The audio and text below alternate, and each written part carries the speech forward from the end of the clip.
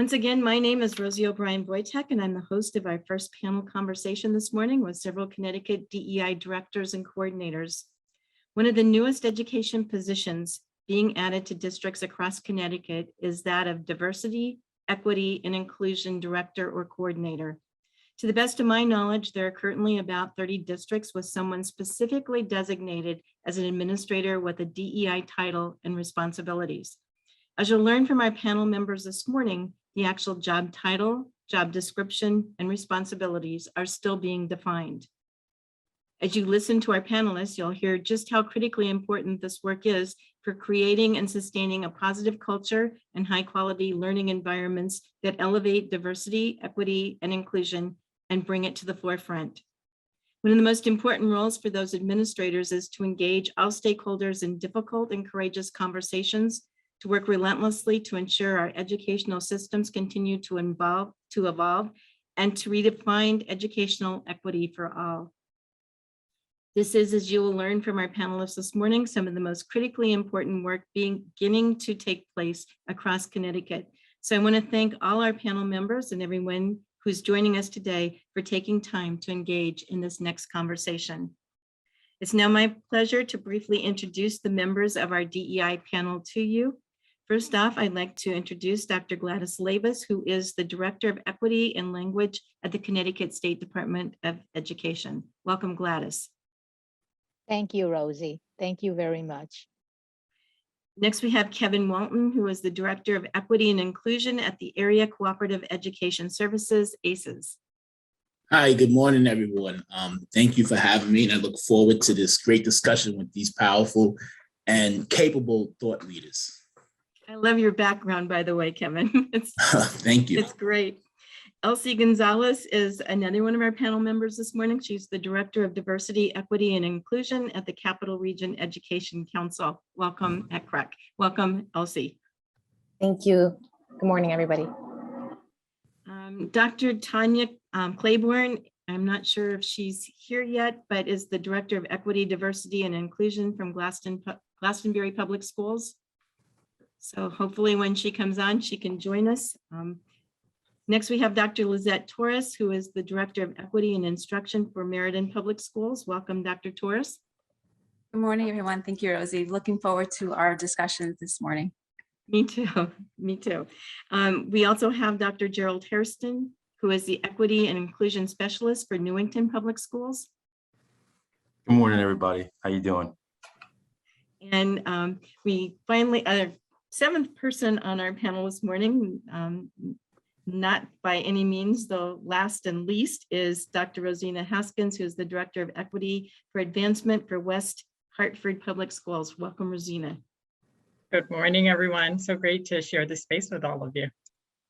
And I have to say, this is a very powerful and fun group of people to talk to. I always learn so much from you every time we get together. So I'm ready to get the questions started and have you introduce yourselves by talking about the fact that together as a panel, you bring a dynamic background of experiences to the DEI work in Connecticut. Some of you are fairly new in your current positions and others have had their roles evolve over time.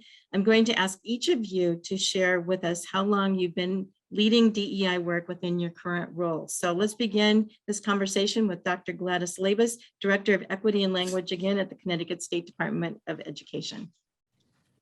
Good morning, everyone, and thank you again. I just want to begin the conversation with defining the lens that I look at equity through. I've been at the state level for 2 years, but before that, I've been in education K-12 for 30 some odd years and at the high school. But I just want to begin the conversation with the lens that we are looking at equity. And I'm looking more at systemic equity, and I'm looking at the research done in 2001. And for me, systemic equity is defined as the transformed way in which systems and individually habitually operate to ensure that every learner in whatever learning environment that learner is found has the greatest opportunity to learn, enhanced by the resources support necessary to achieve competence, excellence, independence, responsibility, and self-sufficiency for school and for life. And that is the lens. Even as a principal, I just looked through it. And in order to do this at the state level, we also have a equity audit that we developed that is still in process, and Kim Traverso and I worked together on it. And I know the word audit sounds like evaluative, but it's really a component for districts to look at their systems. And it's almost to promote an insight and discussion of your systems and processes in the district. And that's what we're looking for. And that should be coming out soon. Great, thank you, Gladys. Next, I'd like to have Kevin Walton tell us a little bit about his work at ACES as the Director of Equity and Inclusion. Sure. Good morning again. So I've been in this position since September 1st. However, my lens was developed way before that as an HR specialist. And I learned from my mentor and former director, Claudette Beeman, that it was all about fairness, and equity is about fairness. And we're going to hear a lot today about systems and dismantling systems and anti-racism and, you know, the struggles that we have in this position, especially because not everyone thinks that these type of positions are necessary. However, I'm going to always go back to that. We want to be able to treat people fairly and respectfully. And when we delve into the systems work, that will always be the basis for me. So my lens was developed through human resources, where it's all about fairness and treating people with respect. Great, thank you, Kevin. Next, I'd like to have Elsie Gonzalez, who is the Director of Equity, Diversity, and Inclusion at CREC. Tell us about what you've been up to. Good morning, folks. Elsie here. My pronouns are she, her, or ella. I have been at CREC since 2020. So officially 2 years and 1 month, according to LinkedIn, here at this agency. It's been great. I was hired, excuse me, to be responsible for providing strategic leadership to the development and implementation of DEI initiatives and the work across the agency as a whole. Prior to CREC, I was at the University of Connecticut, also doing diversity, equity, and inclusion work, and is an area of passion for me. And I've been very excited to bring ideas and initiatives here to the agency. You know, CREC has been doing equity work for a really long time, social justice work, so it's not new to the agency. What is new really is the role reporting to our executive director, and really the goal to align all of our efforts internally and externally, because we also provide services across the region with this work. So it's really an honor to be in this role here. Great, thank you, Elsie. And I did see where Tanya came on, so I'd like to introduce to you Dr. Tanya M. Claiborne, who is the Director of Equity, Diversity, and Inclusion in Glastonbury, and have her introduce herself to you and also tell you a little bit about her role in Glastonbury. Good morning, everyone. It is a pleasure to be here, and I'm so excited. Well, let me use the word excited. I'm energized, right, that we're having this conversation and having this panel work here. I have been in Glastonbury with Glastonbury Public School for July 1st, right? Prior to that, I was consulting with Glastonbury about this work. But I want to say what's important is this work has always been part of my work. Right. I would like to tell you that it started with some leadership role that I was hired for. But the truth is I initiated and advocated for that work as a student when I was in a school of choice student. We call it METCO in Massachusetts. So it's similar to the open choice program. I realized there were some areas that needed some support, because for me, this work is about advocating and about humanity. So that's the lens in which I look at it, what's right for people. And that is what I was hired to do here in Glastonbury, particularly at the central office level. And I have the opportunity to work with all teams, to work across the district, to infuse this lens and it's very important. So thank you so much for having me. Yes, thank you. I'm glad you're here, Dr. Claiborne. Next, I'd like to introduce again Dr. Lizette Taurus from Meriden, who is the Director of Equity and Instruction. Thank you, Rosie.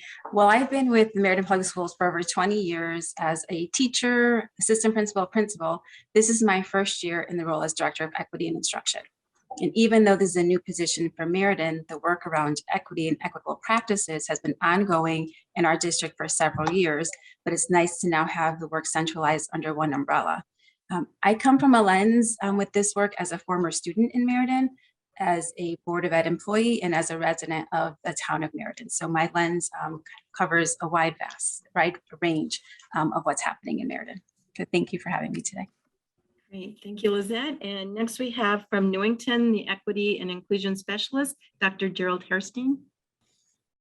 Wow. So I've been in Newington since August. And before that, I was at CREC. And much like Dr. Claiborne, I think that the work has been a part of me for so long, it's hard to really figure out when it started. But I think what shapes my approach to the work now is that I've done it so many places in Connecticut. I was just looking through the list of attendees and I was like, yep, work there, work there, work there, work there. So I think having done it in so many places and also across so many things, from SRBI to the Vanguard Initiative to data teams to PBIS. And I think at this point, I'm able to hopefully support Newington with the benefit of that experience, but also I think make sure that I'm staying open as a learner to what Newington has to bring and offer to the equity work in and of itself. And hopefully I can contribute to that.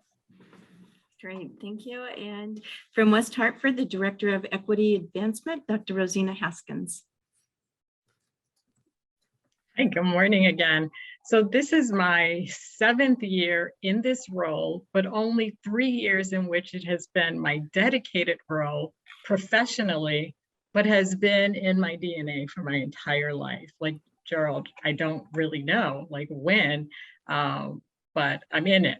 And I think it'll be my lifetime role wherever I am. But this role has evolved over the years and has deepened from really building our cultural competence to not wearing an equity lens, but wearing a LASIK equity lens to build partnerships.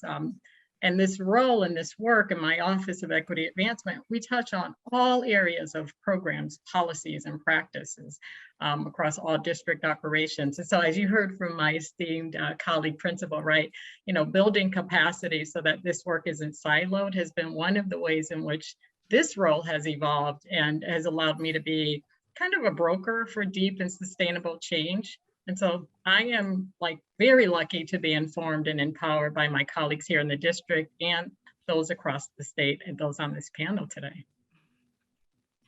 And I will say that this is a very close group of people working on DEI issues. And at the end, I will also invite people, if you know of any other coordinators or directors in districts, to let us know so that you can become part of this wonderful group of people that I always learn from. And I'm really excited to get into the other questions right now. So thank you for introducing yourself. And I'm going to open up this next set of questions to all of you and ask them to you. So feel free to jump in and let's get started. So as you know, we've seen an increased effort across the state and the nation to prioritize the advancement of diversity, equity, and inclusion within educational organizations.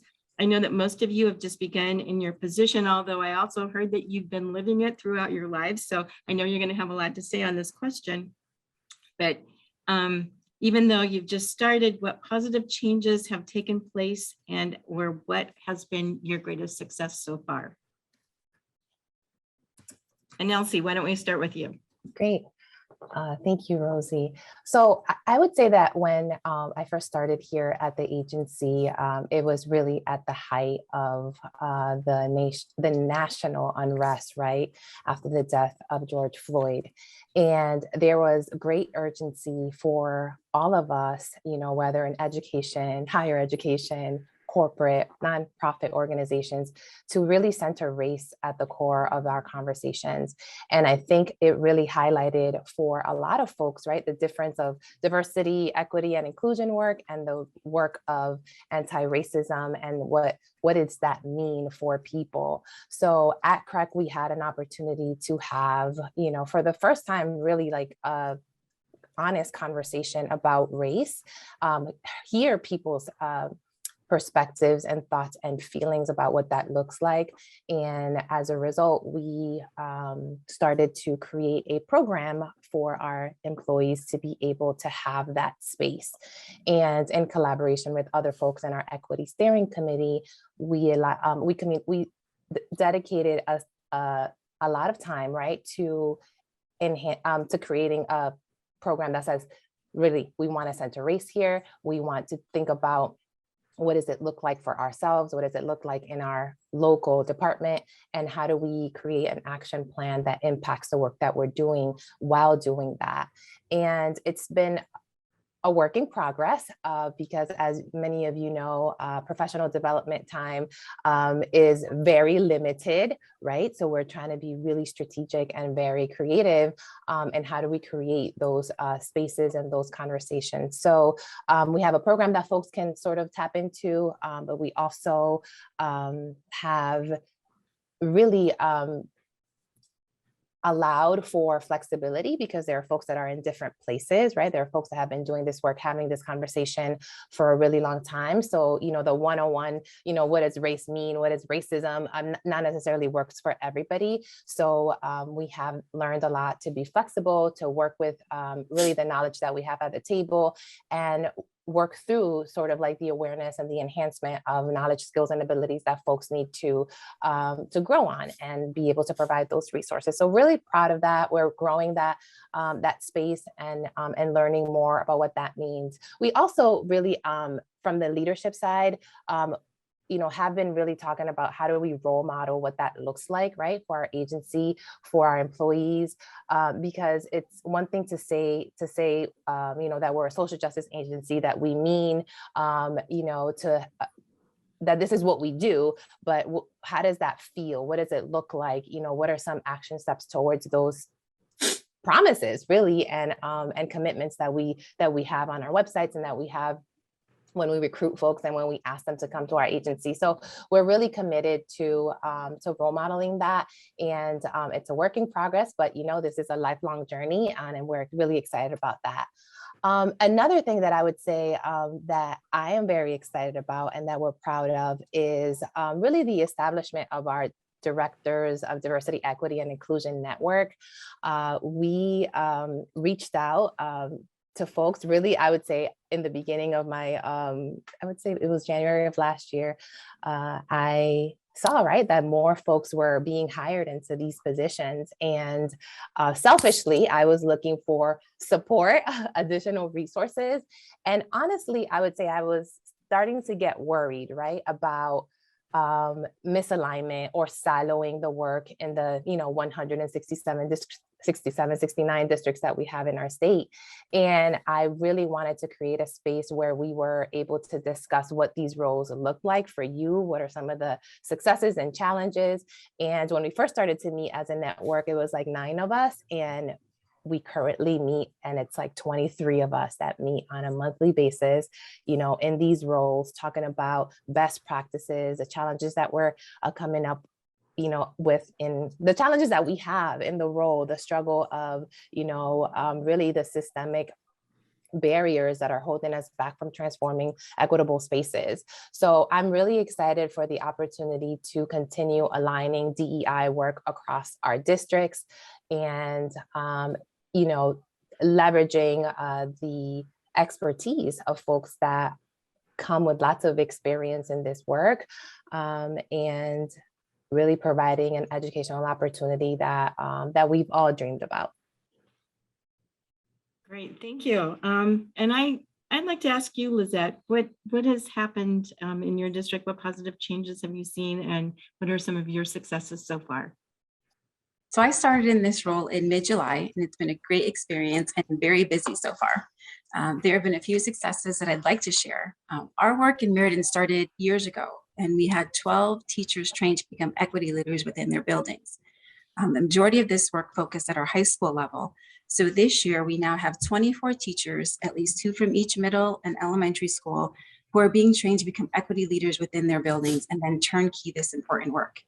The goal is to have them train their prospective staff starting in January 2023, and then create equity teams within each of their buildings. But knowing that their teachers would be receiving this training, it was important for us to provide that professional learning for our elementary administrators, so they're aware of the work that their teachers would be getting, so that then they can turn and support them within their buildings. We also have our affinity group that for our staff of color that continues to meet regularly and provides a safe space for all staff, from administrators, teachers, climate specialists, paraprofessionals, tutors, clerical staff, custodial staff. Any staff of color is welcome to attend, and we meet regularly, we share our stories, and we offer support and learning from one another. This year, we had over 30% of our new hires this year were teachers of color, so we're very proud of our recruitment efforts. And our new teachers were invited, all of our new teachers were invited for an ongoing professional learning around teaching for equity, which is facilitated by our grade 5 teacher, Simone James, so that our teachers are also getting that experience as well, so they can turnkey that within their classrooms. It's important for us to hear from our students as well. So to do that, we've interviewed several students throughout the year, asking them what their experience has been like as students of color within our schools. And hearing from them directly has been wonderful. And you can see our student videos are posted on our website, but we have 2 posted as of right now. The other thing we've done in the last 12 months is update our website and share our work with the Board of Education and with meetings that we have regularly. But we wanted to make sure that our community at large was aware of the work happening within the public schools. So what we did is we held a forum last month where we shared all of our work, from hiring practices, work with our bilingual and EL students, work around our equity work with teachers, with students, with staff. So we shared that with the community at large so that they were aware of what the work happening within the school system. So in less than a year, we've had a lot going on. And we are just looking forward to continuing to push this work forward within the Meriden Public Schools. Wow. Yeah, you have had a lot going on, and I'm sure if we listened to everyone talking, they would say the same thing. And I think that's a success in and of itself, just everything that all of you are doing. But as you know, and may have experienced, DEI can be faced with resistance. In fact, that's probably an understatement. So from your perspective, what are the biggest challenges or barriers when you're doing this work, and why is DEI work so critically important? Rosina, let's start with you. Let me first say that I have been looking forward to this platform for weeks, because this panel represents some of our most empathetic DEI advocates, and this work requires like heart and fortitude in times of predictable storms, and when lightning strikes on sunny days, as it often does. So I love talking about progress and successes like Elsie and Lizette described in their settings, but I also think it can be therapeutic for DEI leaders to have safe spaces to be able to openly name forms of resistance and challenge that confront us. So Rosie, I'm glad that you asked this question, because from my experience, some of our biggest challenges or barriers show up in 3 common forms of implicit and explicit resistance at very concerning levels. I would say explicit resistance to transformative change is one of our biggest challenges. There seems to be a strong hold to maintain this inequitable and harmful status quo in a way that I can't wrap my head around. I'll never fully understand, and I don't even want to attempt to rationalize it, but we see it across the nation, these coordinated efforts to create a narrative of DEI work as being like this, I guess, subversive plan to indoctrinate young people to reject America and its history. DEI detours is another challenging form of more implicit resistance. So when you hear things like, we're going to slow it down, meet people where they are, move at their pace and comfort level, And I get it. Like, I believe in having, we're all on this journey and having grace with people, but having grace with people who are really leaning in, you know, as Joy Wright talked about. Dina Simmons, she's an activist and educator, and Paul Gorski, I love their work. He's an equity literacy consultant. They talk about how resistors in schools committed to equity, they should feel like uncomfortable. They should feel isolated being on the outskirts of DEI work. But instead, they're made to feel like protected and insulated when equity skittish leaders take detours or like move at glacial speeds to advance DEI efforts. So, you know, what often happens to DEI leaders, we are made to feel or be portrayed as overtly political, hostile, militant. And yes, I too have been characterized as the angry Black woman. And only my husband has seen that, right? But deficit thinking is a more implicit but dangerous form of resistance.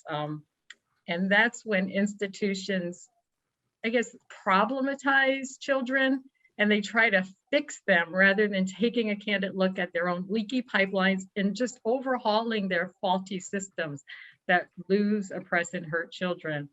And so I just want to share, like, one way that we counter these detractors is to remain steadfast. And instead of being defensive, we double down and we make it explicitly clear what we are doing instead of like expending energy combating these manufactured fears and confusion tactics. So I'll close with, and I'll share my airtime with my colleagues by saying that what is critical as part of your question in this work is for our educators to be able to identify and address how disparities in educational experiences impact opportunities and outcomes. We really can't leave all of that to hope and chance. We must be intentional. As Elsie said, we have to be relentless too in this pursuit to be more equitable, inclusive, and socially just. And it's great to hear your dedication and being relentless. It's tough, but as I was watching you, it was also interesting as you're describing different resistance and different people that you come across, that you're still able to do it with a smile on your face, because sometimes that's really, really tough. So kudos to you. And I would like to also hear from Tanya. Like, tell us about your feelings on resistance and barriers and how we can get past that. All right, so thank you so much, Rosina. Like, you dropped so many gems in that moment. I have a few words to add because I do not want to repeat, but I have a few words to add. I say the word bias, right? And when I mean bias, I'm not just talking about the people who are resisting, I'm talking about my own bias. That has been a challenge, right? I come into this work passionate, and I always have to remember that I can't assume someone's experience, even though we may have some identity markers that are the same or that are close, right? I have to remember that. However, the hardest thing, I think the most challenging part of this work, and I'm just going to say it, is respectability politics and demagoguery. That's what I think is the hardest part. And I will explain what I mean by that. When I think about respectability politics, I'm talking about, right, there's this need for this change, but the attitudes or the institutional way that we have centered around one demographic of people creates that space where even when we're making change, we're trying to make sure it fits within that box as to be respected by the norm or as to seen acceptable by the norm. That has made this work very challenging, right? Because we're talking about cultural shifts. We're talking about valuing difference, but yet you want to value the difference according to the norm. No, that won't work. The other part that I think is when I say demagoguery is like we're listening to falsehoods and accepting that as fact and trying to politicize something that's not political, right? We're making this work political. And when we're talking about humanity, that shouldn't include politics, in my humble opinion. So when we're doing the work, we need to put some things aside. And I know that it has been a challenge for people to look at it that way, right? I keep hearing about this bipartisan. I keep hearing about the different parties. I don't understand for the life of me what that has to do with doing what's right for children. I don't understand for the life of me why that's even come up when we're talking about providing access and opportunity for all kids. That is our job. That is not just the job of the DEI office. That is the job of every educator, every leader, every person in education. So when I think about what is the most challenging, is that mind shift that people are going to have to make. And if they don't want to make it, that the ones that know, we continue moving, right? We will put anybody on the bus that wants to come along. Anybody, but the bus cannot stop because we can't get past some people for whatever reason, whether it be fear, whether it be not knowledgeable enough to feel they can make the decision. We can't stop the bus from moving. So perseverance has to happen through all of this. And I say that because the work is so important. When we talk about providing places of opportunity and access, that's great, right? But what's more important is it sends a message that every child in person is valued. And when you're valued, you feel valuable, right? And that is a true catalyst for success and greatness. So. Thank you, Tanya. You packed you talk about packing a lot into a small little chunk, but you led right into our next question when you said we can't stop the bus from moving. And we know that this work is not just something that happens at a local level, but has to come from systemic change. But we also know that equity and diversity and inclusion are not just those local problems, but they have to be addressed collaboratively on many different levels to resolve issues and that lead to positive and lasting change. So what are some of the systemic issues that you've encountered? What needs to be done to address them? And how are we engaging diverse stakeholders in that work, especially after just hearing what Dr. Claiborne described as all the different people coming together? So systemic issues. Kevin, we haven't heard from you, so why don't we start with you on that one? Great, thank you. And I've just been enjoying this masterclass, so you wonder why we look forward to meeting with these thought leaders on every first Friday. So I'm just always in awe of kind of their perspective. So I would say this, the systemic issues that I've encountered are the same issues that have plagued education and quite frankly, this country since its inception. This work is not new. In fact, Dr. King, Malcolm X, Fred Hampton, Cesar Chavez, Lillie Ledbetter, and countless indigenous labor leaders all spoke out and fought for fairness and real opportunities in the workplace. In fact, Dr. King was assassinated the day after leading the labor march in Memphis. So this work has been literally life and death, right? Racist laws and policies have been around for centuries, as have human rights movements, such as the Harlem Renaissance and the Southern Freedom Movement, otherwise known as the Civil Rights Movement. The issues have been there and have remained the same, right? DEI is just the latest iteration for this fight to democratize systems. And when I say democratize, we talk about diversity, and Ruby Sales talks about when we talk about diversity, we have to move beyond, because diversity indicates that someone owned the table and they're expanding the table for us and providing a seat at the table for us, where democratizing the work says that it's accessible for everyone. Right. And so there's also has to be this look at the language that we speak, because this language has been co-opted, as one of my colleagues said earlier.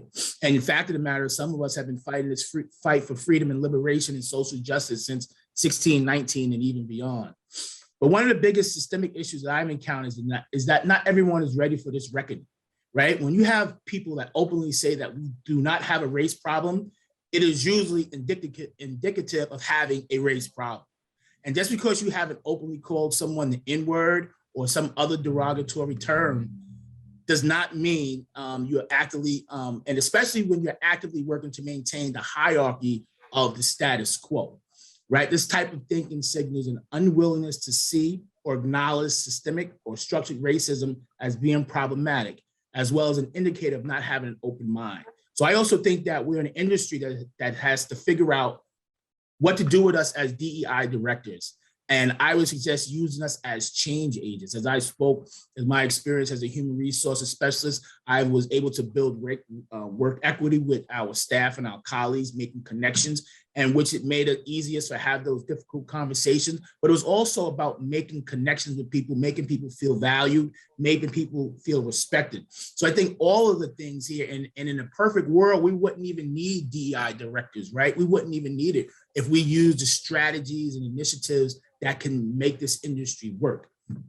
So the thing that I have to be, and all of us have to be mindful is that not everyone is open to change, right? Especially those that don't want to change the status quo. And so that's why the fight is for changing, dismantling, and disrupting systems, right? Because when we do that, we take away the power of those individuals who may harbor racist and discriminatory views.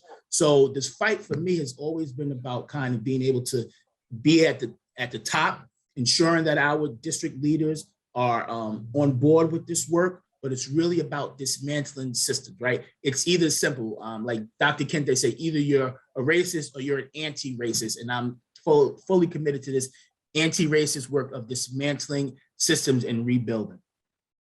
And I will yield to the next speaker. I'm just going to say it's a lot of tough work to dismantle all those systems, and I think calling yourselves change agents is probably exactly what you need to be doing. Gerald, I always love listening to you, so I'd like to hear your opinion on this topic as well. No pressure. Especially right after this guy just starts talking, then drops the mic and then, sees the floor.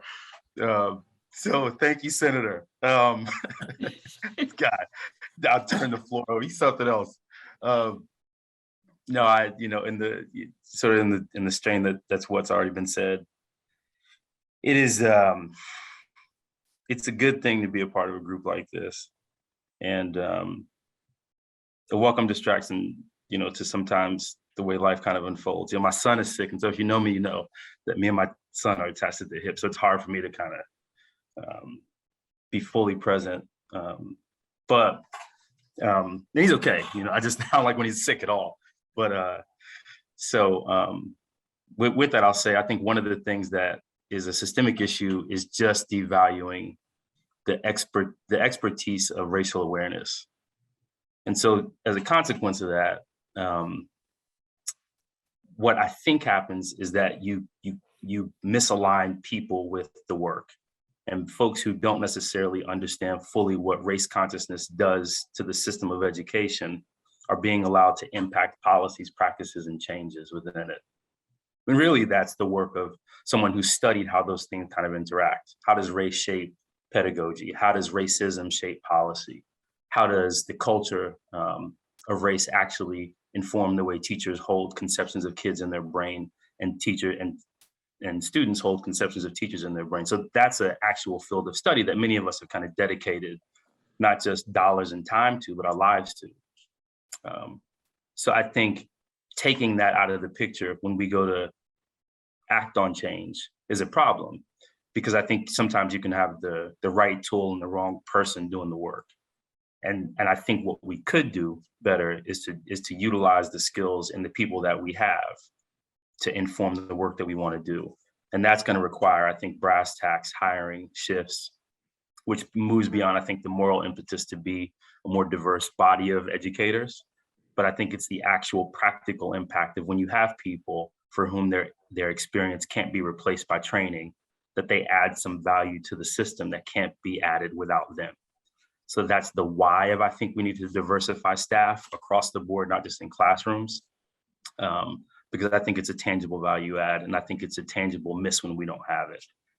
The other thing that I think is a systemic issue has to do with training as well. And it's been mentioned a little bit, I believe, just that systemically training does not necessarily serve as a proxy for change.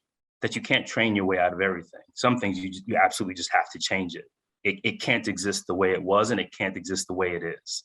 So you have to fundamentally do something different. Training draped over that is just spending good money after a bad practice. And so I think that is what kind of creates, I think, sometimes a resource issue, is that you can't explain what you did with what you had, because I think what we do sometimes doesn't necessarily make sense. So I believe that what can be done about that, again, is really slowing down the pace and creating a true vision that aligns to what we need to do in terms to be different. So vision statements moving beyond actual, kind of words on a page, and becoming things that we live and check in on routinely, having a plan that actually makes us accountable to the things that we say we want to be about, and having the voices of, again, people who have experience and knowledge relative to that kind of vision change, be a part of the vision creation and the management of the vision and mission. I think lastly, I think there is a terminology issue that education, it isn't necessarily unique to equity, but I think it especially impacts equity. I think we have become, and I'm taking this concept justifiably so, I hope, from the book The Cast. Isabel Wilkerson, I think, did an artistic work with how she talked about race and society, and race and class as intersectional parts of how we live together and pass each other spaces. One of the points that she makes in that text is that we have to evolve the way that we talk about things, or else that we can't necessarily see them or do things about them in a very different way. And one term that she talks about is the misuse and overuse of racism, that it's so vitriolic and personal sometimes that it's misused, and not to necessarily do away with it, but to make sure that we understand what it actually is impacting by use of the term caste. Same with education. I think sometimes DEI has become a proxy term for real issues around racism and race. And I think culture doesn't serve as a proxy for race. I think identity doesn't serve as a proxy for race is race, and race is not racism. And I think clarifying terminology helps us to figure out what problem it is that we want to fix and what resources are best used for the issues. So one way to, I think, help to resolve that is to make sure that we're pulling information all the time to help individuals and groups of people and whole cohorts of folks understand what terminology is in accordance with what our issues are. And then that helps, I think, bring whole cohorts of people, groups of people, and individuals along in the process of change in a more meaningful way. And I would say you're absolutely right with that whole idea of vision of where is it that we're going to go and what do we need to do. And we also really, in our state, whenever we're talking, need to come up with what are those shared definitions and improve our vocabulary so we can all speak the same speak. So thank you for that, Gerald. Next question I'd like to know is, as this work evolves and deepens, which is exactly what you were getting at, Gerald, is that we may find ourselves frequently adjusting your practice and approach to this work with good intentions through the lens of diversity, inclusion, systemic racial equity, and social justice. But what about impact? How do you know if your intentional strategic actions are having a positive impact? How do you monitor progress, and what data and feedback do you collect and examine? And at the beginning, Gladys, I think you started to talk about an equity audit that you have been working on at the State Department. Do you want to tell us a little bit about that and any other ideas that from a state perspective we might have?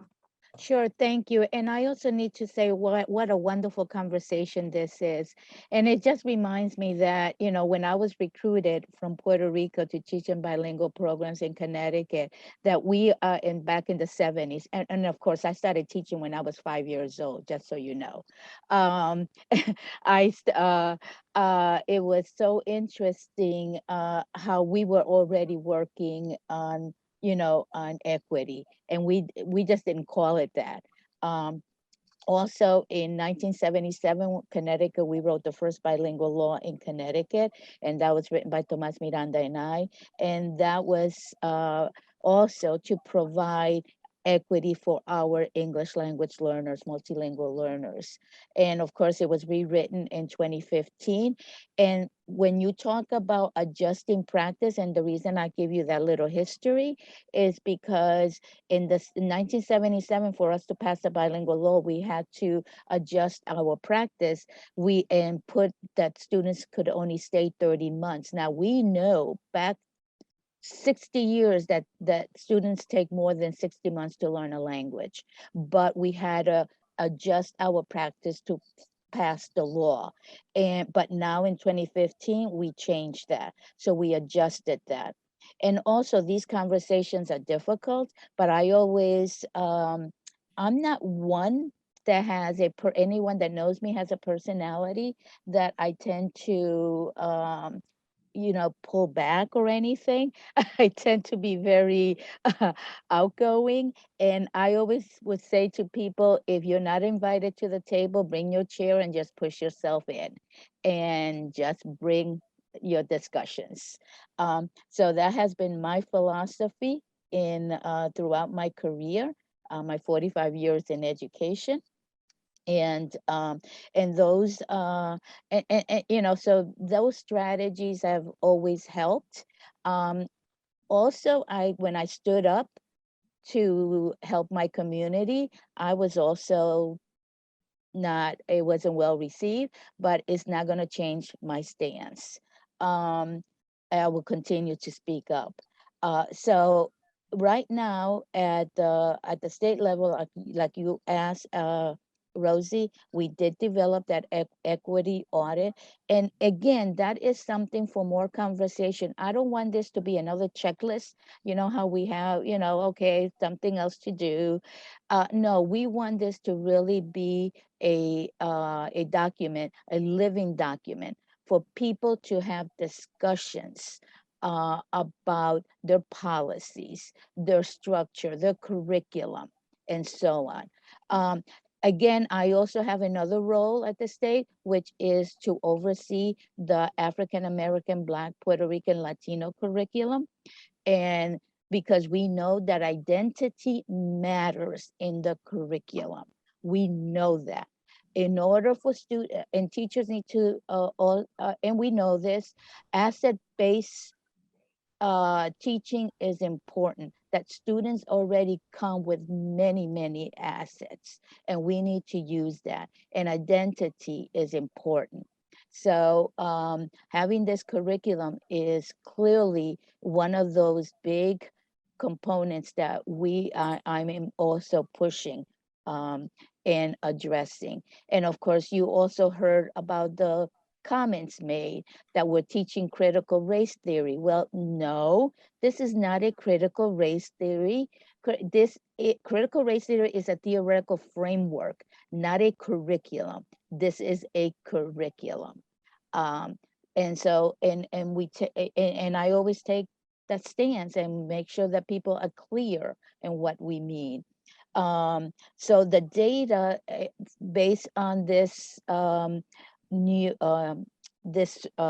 equity audit that we developed, we would hope to have it out. We hope to have conversations with district to share what their findings are, how we could assist, how can we help with this, because we really want this concept to move forward, and we need to move it quickly, and we cannot take a step back.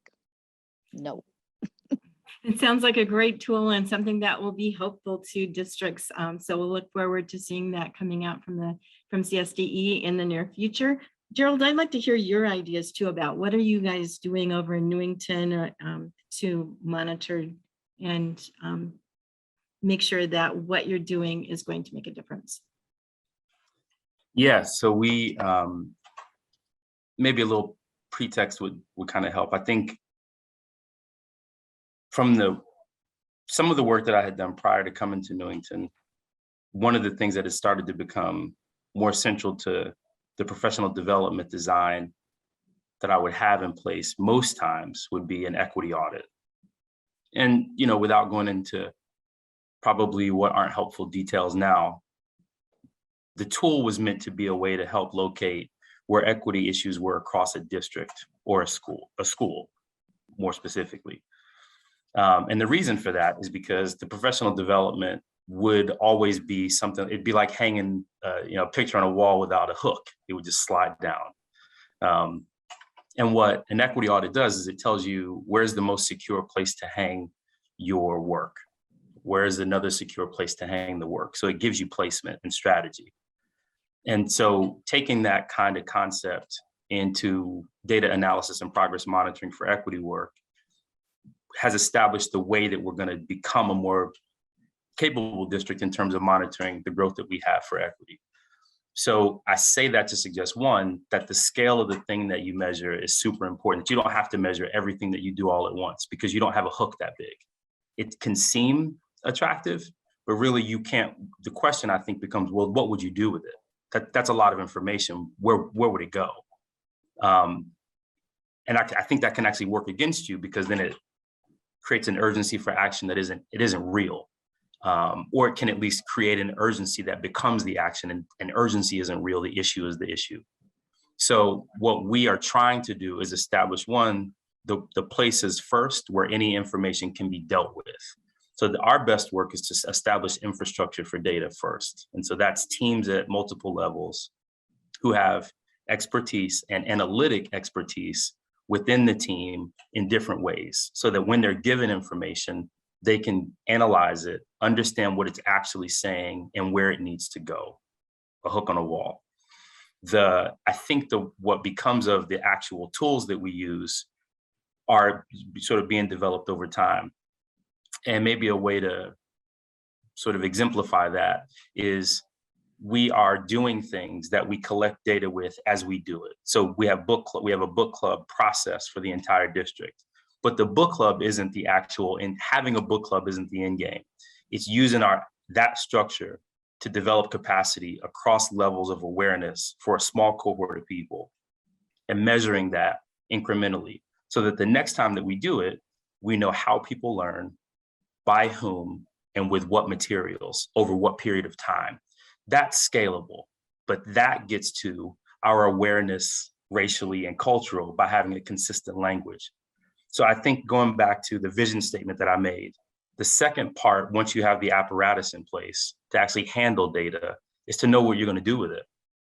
That's why visions are essential, because they tell you the ways in which change is going to actually articulate over time. So we've established a vision for equity in our equity work that actually details what we want the language development and capacity development for language use to actually look like. And ways that we do that can be measurable toward our vision. We have two other parallel structures that we're going to try to establish sort of growth and movement in, but they also work in accordance to their own sort of sub-vision for equity in that area. And lastly, I would then say to go back and be willing to revise it again. So right now we're planning for what the summer can look like for cohorts of people who are working across those three sub-visions for equity to revisit what happened. And I think self-reflection is an essential part of any analytic tool that you have to understand. I think to Dr. Claiborne's point, that the tool is one excellent thing that you need, but you need to have the greatest tool of measurement, I think, is the person who's actually doing the measurement. And so we have to have folks who are increasingly aware of what the equity issues are, and they use the tool as a tool to help inform what they're capable of doing, because they're going to actually be part of the paintings that we hang up. They're going to be the demonstrations of equity that we have. And as we get more colleagues who are capable of analyzing their own work, analyzing equity relative to their role, we have an incredible tapestry of portraits that we can hang up that will show our district vision. And that's the vision that you see, is the actual people doing the actual work incrementally over time. So those are our steps to, I think, monitoring our progress and having notable progress in specific areas for what we call equity. I love your metaphor of the hook on the wall and the tapestry of portraits across. And I can't wait to see that in a couple of years. I'd love to come to your district and just look at that tapestry because it's so important. And that whole talk about vision leads us into the next question, because it's great to have a vision, but in order to accomplish that vision and to move towards that vision, you also have to have some short and long-term goals. So I'm wondering what different districts are doing. So Kevin, tell us about your long and short-term goals. Get off mute here. So as stated, this work is and we're still figuring out the work. So I've taken these last 6 months to kind of figure out what the work needs to be done. And for me, it ends up being connecting the dots, right? Because the work is already there, the groundwork, the framework is there. So it's really about how we connect the dots. So in order for our ACEs to even have a chance to effectively implement, develop and implement a DEI strategy, we have determined that it is a priority for our organization, and it's being embraced by our leaders. And I think that needed to be the first step, because we can't continue to give reverence to racist individuals. I talked about before, people who don't want to, and I keep saying using the word racist, but also complicit folks, right? People who just want to maintain the status quo. So it is important, or it isn't important either way, right? But for folks our leaders must embrace this work and continue to have it trickle down. Embracing DEI strategies makes good sense, but it's also paramount for creating a better world, right? And so we've begun the process of developing ACE's DEI strategic plan with an emphasis on creating a culture of fairness, inclusion, opportunity, and belonging, right? And so this is going to take real, continuous, committed leadership. So in order to develop a DEI strategic plan, we will continue to create opportunities to engage our stakeholders. Our first stakeholder, our most important being our, and then from a customer service model being our employees, right? But all of our stakeholders, but about creating a safe and inclusive workplace and learning environment. And this will include listening sessions, focus groups, town hall meetings, engagement surveys, DEI audits, professional learning opportunities, skill building, and professional learning around courageous conversation, impactful conversation, recruitment and retention, building pipelines, and developing cultural competence. But some of our long-term goals, including cultivating the creation, right? And so the creation of the Walton Equity Cipher, which will show the need for this work to be well-defined, fluid, and continuous, hence the cipher. And so there are 5 buckets that we want to look at, right? So it's inward facing, right? So that means it's in terms of recruitment and retention, professional development, policy and procedure audits, developing pipelines, career advancement, employee engagement, curriculum audits, right? Outward facing, meaning democratizing the educated workforce, statewide professional development that ACES has been engaged in, and continuing to develop local, regional, statewide, and national partnerships. Skill building, and not to be confused with professional development, right? Because I've heard far too often people aren't, especially our education leaders, continuously say that. A lot of them say, we don't want to talk about when things pop up, like we talk about incessantly about the use of the N-word or racist language in schools and things like that. And people continuously say, well, I don't want to talk about it because I don't know how to talk about race. And so instead of continuing to get upset about it and question it, what we're going to do is we're going to do some skill building, right? So the skill building work is to provide implicit bias training and courageous, impactful conversation and developing cultural competence, meaning we're going to teach people to be able to talk about it, right? Because I prefer that people talk about it and maybe get it wrong or say something that might get pushed back on versus not saying anything, because silence is complicit, right? And so we need people to develop that skill to be able to talk about it, not just racism, but all of the isms, right, that impact us in this world, but also show itself every day in our districts. And then, as I spoke about earlier, right, democratizing the work, making all opportunities accessible to everyone. Opportunity, again, career advancement, inclusion. And then last is culture, right? What we want to do is we want to be rowing in the same direction, right? That's the ultimate goal, get people rolling in the same direction, right? When we talk about culture, we talk about are people safe, right? Safe to speak their minds, safe to introduce new ideas, safe to just kind of be themselves, making connections, belonging, constant communication, making sure people are employees and stakeholders are feeling valued and respect it. And also, like I stated, for me, and I'm always going to go back to kind of just making sure that we're treating people fairly, and whatever that looks like in individual or organizational situations. Great, thank you. And that's almost like a whole course that you just gave us in a couple of minutes, but really great stuff. Elsie, I'm going to ask you to answer the same question. What are you up to at CREC? Awesome. Yeah, sure. Thanks, Kevin, for sharing. And we'll have to connect on all of that because that sounds amazing at ACES. So here at CREC, I've worked in collaboration with our executive leadership and our equity steering committee to establish 3 focus areas for our DEI work. And those are, the first one is cultural awareness and anti-racist practices. The second is equitable pathways. And the third is a healthy and inclusive culture and climate. So each of those areas, we have determined goals for those areas. We want to be able to enhance the competencies of all employees through, trainings, opportunities for conversations on race. We're currently working on a glossary of terms to really have a clear understanding of language, right? Dr. Harrison talked about that.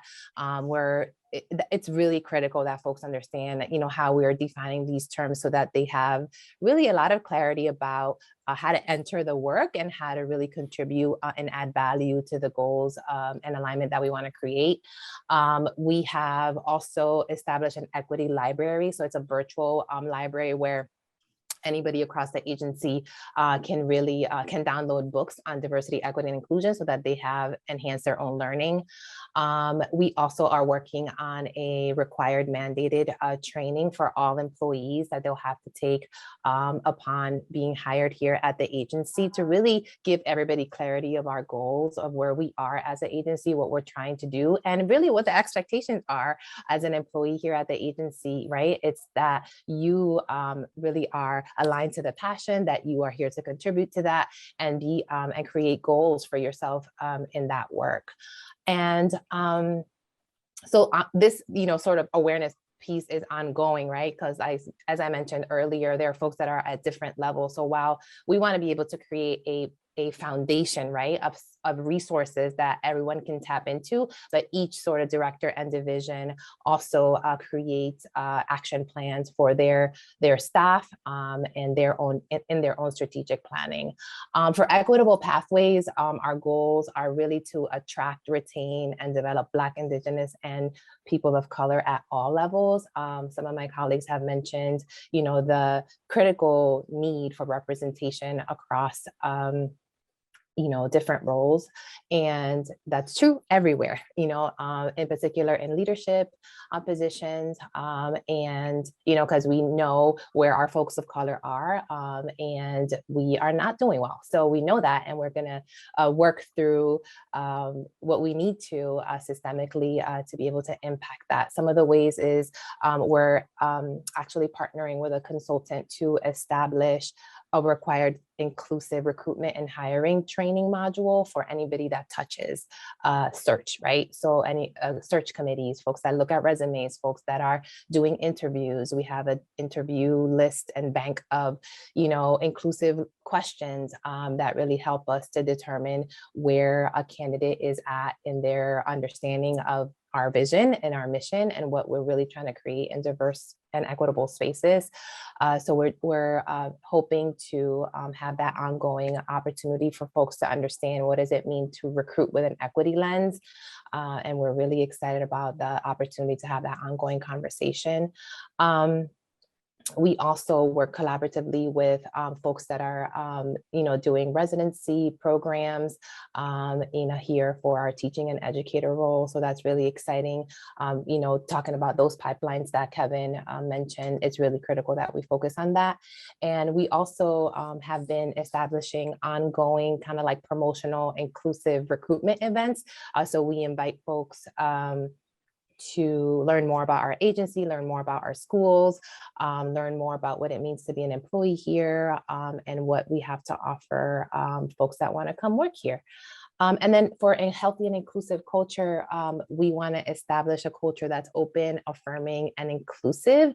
And one of the ways that we've really done that is by establishing employee network groups. So in this last year, we launched 3 new, actually we have 4 now, but in the first year we had 3. We had the Black Employee Network Group, Juntos Avanzamos, which is our Latinx employee network group, and we have CREC Pride, LGBTQIA and Allies group. And just this past year, we launched the CREC US Military Community, and these groups really serve to help establish ongoing community, a sense of belonging, and really to an opportunity for leadership to hear the voices of our employees here and work to thread really the goals of diversity, equity, and inclusion through their experience in whatever roles they have here at the agency. It's really exciting, and they're all growing. The most exciting part for me is that each of the groups has an executive sponsor. So a member of our leadership team sits with them on a regular basis to plan really their events, their programs, to discuss topics, and really to ensure, right, that that there is a two-way street, right, a bridge to our leadership team, because a lot of times, you know, when you're working in an agency, your distance from a leadership team member is very far. So this provides an opportunity for any member of the organization to sit really closely with a member of our leadership team, share their concerns, share their excitement, share their visions for what they want to see more of, or what they want to see change in our organization. So those are really great opportunities. So those are like kind of like big and ongoing. In short term, I am most excited about our collaboration with the Acoma Educational Initiative. We are working really closely to enhance our relationships with our Native and Indigenous communities here in Connecticut. We're working on establishing a land acknowledgement for our agency, and we have hosted 1 of 2 development sessions of learning more about what does it mean to acknowledge and create space for Indigenous communities in our conversations. So we're really excited about that growth, and we're hoping to launch a land acknowledgement for our agency that folks can use, you know, internal and external if they wanted to in the next year. So we're excited about those opportunities. Okay, great. And it sounds like a lot of professional development going on at CREC, and that's very, very exciting to hear all of that. We've got just a little bit of time, but I know that one of the things that our people are, that anyone watching is going to want to know, are about other valuable resources that you have found. And so I'm going to ask 2 people just to tell us quickly some of your favorite resources. So starting with Tanya, what are a couple of your favorite resources for professional development? So I am digging into some serious books right now. I'm just going to hold them up because they have been game changers for me in the way that I'm going to approach this work. Like right now, we're planning for next year, right? We're planning for next year. That's how we're thinking about it, right? And there are a few books, I'm just going to hold them up. This one's called Troublemakers. I dug into this for the past 4 or 5 days. It really gives a lens to how we look at student behavior.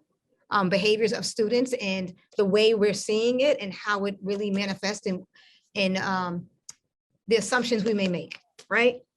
Then I don't know which one to call my Bible here, but Cultivating Genius. If you have not gotten this book, I am telling you, and believe me, Dr. Muhammad's not paying me for this, please invest in this book, because it talks about how we can bring what students already have to the classroom. So, and like what inherently our diverse population already is built with. This is extremely important to get away from that disparity narrative. And I am working with this book, 5 Practices for Equity-Focused School Leadership.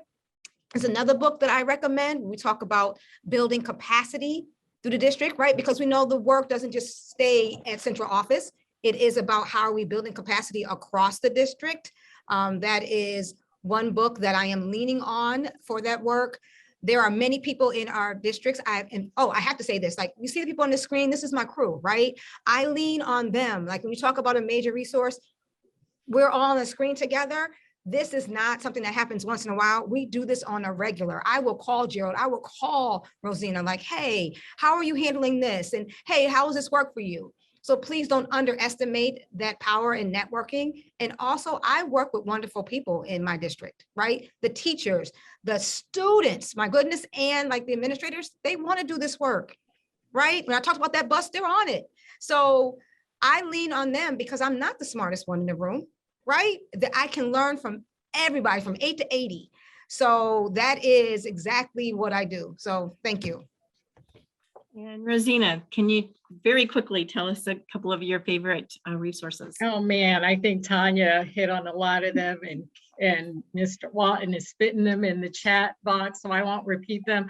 I will just say that the one indicator that we know our work within our formal PD structures is working, and it's growing courageous agents.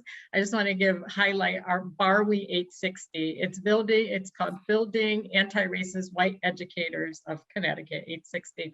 And they're a self-initiated and self-directed book and discussion group of over 250 educators who on their own time with district support dig in to really expand and deepen their learning and their growth around this work. And a lot of the books and that you two have referenced, that's what they're reading and they're discussing, and they're having these open, honest conversations. Two other resources, the Castle Framework to engage our students. We pair that with Learning for Justice, social justice domains from the Southern Poverty Law Center, formerly called Teaching Tolerance, and it did gain some unwanted pushback, but we remain unwavered. So that's our pro-social education way of providing all of our students an authentic experience. And then we also lean on the metaphor of Radine Sims Bishop's mirrors, windows, and sliding glass doors as one of our protocols. I can go on and on. I just want to end with this quote. I wish I had it 2 hours ago from my prolific colleague, Gerald. Training doesn't serve as a proxy for change. And so I'm taking that away with me today as I'm thinking about our professional learning and development. Great, thank you. And I just want to reiterate the value in the resources that you talked about.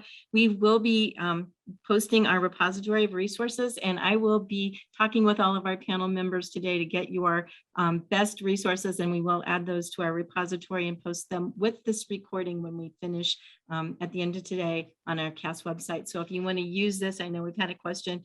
If you want to use this with your faculty, staff, and in your districts, it will be posted.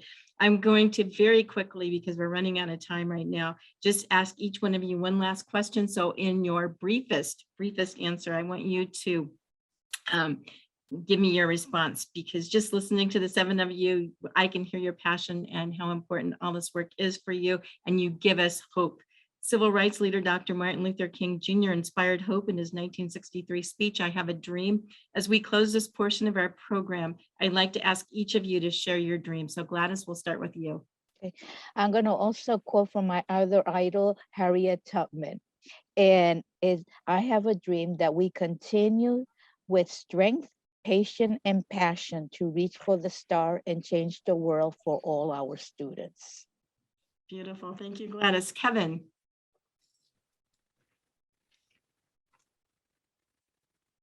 Yes, we lost Kevin. Elsie. Yeah. No, here we go. Yeah, here I am. Yeah. I think my dream is that, kids can come to learn in an environment where it's safe, and that my dream is that people will continue to evolve into understanding that, there is no white superiority and that we are all in this together. But the fact remains that we need to democratize this work and continue. And my real dream is that we had to get rid of the whole concept of DEI, right? If that means we got rid of the whole concept of DEI, that means that we were doing things right. So that would be the dream. I don't want to put anyone out of a job, so you just kind of go do something else. Elsie. I share your dream, Kevin. I really dream of a time where equity officers are not needed. Tanya. My dream is for every child, person to be fiercely free to be themselves in their own skin. Beautiful. Gerald. I remember when Dr. Haskins had me come to West Hartford 10 years ago, and then helped to keep me there. I remember when Kevin and I first met and decided, I think tacitly, without ever saying it, that we would cover each other in meetings around the work for diversifying our workforce by race. I remember when Dr. Claiborne, with no one else knowing, helped me to script every word of what I would say in my first, sort of public concession about the work that we're doing in Newington Public Schools. I remember when Elsie first started working at CREC, one of the first people who actually reached out to me about Elsie was Elsie, that she made no barrier between she and I.